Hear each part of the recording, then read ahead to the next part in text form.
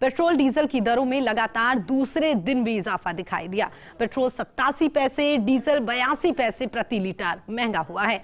राजधानी जयपुर की अगर हम बात करें तो राजधानी जयपुर में पेट्रोल 108.81 रुपए और डीजल 92.35 रुपए लीटर महंगा हुआ है। 2 दिन में पेट्रोल 1.75 रुपए तो डीजल 1.65 रुपए लीटर महंगा हुआ है। अंतर्राष्ट्रीय बाजार में कच्चे तेल की बढ़ी हुई कीमतों का असर यहां पर साफ दिखाई दे रहा है। एक पखवाड़े तक जारी रह सकता है दैनिक मूल्य वृद्धि का दौर। तो आपको बता दें, कल भी पेट्रोल, डीजल और रसोई गैस के दामों में इजाफा हुआ था और अब खबर यह भी सामने आ रही है कि एक पखवाड़े तक दैनिक मूल्य वृद्धि का दौर जो है वो लगातार चल सकता है। इसी पर हमारे साथ बातचीत करने के लिए हमारे सहयोगी राजधानी जयपुर से निर्मल तिवारी हमारे साथ जुड़ गए हैं।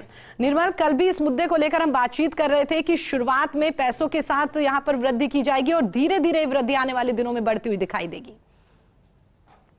प्रीति, जिस तरह से अंतर्राष्ट्रीय बाजार में कच्चे तेल के दामों की कीमत बढ़ी है तो तय है कि भारत में भी इसका रिफ्लेक्शन देखने को मिलेगा और देखना शुरू हो गया। 2 दिन के अंदर पेट्रोल 1 रुपए 75 पैसे और डीजल 1 रुपए 65 पैसे राजधानी जयपुर में बढ़ चुका है। आज भी पेट्रोल की दरों की बात करें तो पेट्रोल 87 पैसे और डीजल 82 पैसे बढ़ा। अब होना क्या है कि आने वाले एक पखवाड़ा है या यूं कहें कि 1 महीने तक जो जितनी भी तेल कंपनियां हैं वो लगातार तेल में चरणबद्ध वृद्धि करेंगे। वो 1 रुपए से कम होगी, जैसा हम लगातार बताते रहे। कभी 80 पैसे, कभी 85 पैसे, 40-50 पैसे, लेकिन ये वृद्धि 20 से 22 रुपए प्रति लीटर तक जा सकती है। यानी कि जो अप्रैल का जो महीना आने वाला है उसमें महंगाई अपने सारे चरम पर होगी। जैसे जैसे गर्मी बढ़ेगी लोग भी महंगाई से झोलसेंगे और जिस तरह से पेट्रोल डीजल के दाम बढ़ रहे हैं प्रीति, निश्चित तौर पर इससे इसका जो प्रभाव है वो तमाम सारी चीजों में देखने को मिलेगा। क्योंकि ट्रांसपोर्ट महंगा होगा। ट्रांसपोर्ट अगर 30% तक भी महंगा होता है तो तमाम जो खाद्य सामग्री है, खाद्य तेल है, सब्जियां, दवाएं, रोटी, कपड़ा, मकान, निर्माण सामग्री तमाम, वो भी 30% तक महंगी होगी। तो निश्चित तौर पर कहा जा सकता है कि इसके कंट्रोल का जो तरीका वो एक ही है, या तो सेंट्रल गवर्नमेंट इसके अंदर जो एक्साइज ड्यूटी लगाता है उसके अंदर राहत दे, राज्य सरकारें वैट में राहत दें, और ऐसा नहीं होता है तो तेल कंपनियां जिस तरह से पिछले 141 दिन तक वो चुप रही, उन्होंने कोई भी दरें नहीं बढ़ाई और अंतर्राष्ट्रीय बाजार में भी कच्चे तेल के जो दाम है $80 से बढ़कर $110-112 तक पहुंच गया। तो कहा जा सकता है कि 70 से 80 हजार करोड़ रुपए का उनको मार्जिन निकालना है। और अगर इस तरह की स्थिति रही तो अप्रैल का जो महीना है वहां आते आते पेट्रोल 120 रुपए के स्तर तक भी पहुंच सकता है।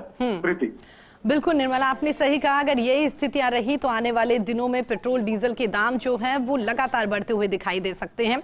निर्मल, लेकिन देखिए, इस बात से भी तो इनकार नहीं कर सकते कि हर किसी को ये उम्मीद रहती है, स्पेशली आम जन जो है उसे ये उम्मीद है कि पहले ही यहाँ पर इतनी ज्यादा महंगाई बढ़ी हुई है और इसी बीच में पेट्रोल डीजल के अगर दाम बढ़े तो सरकार की तरफ उम्मीद भरी नजरों से आम जन जरूर देखता है कि शायद कुछ यहाँ पर राहत मिलती हुई दिखाई दे। तो कुछ ऐसे आसार लगते हैं निर्मल, आने वाले दिनों में हो सकता है कुछ ऐसा?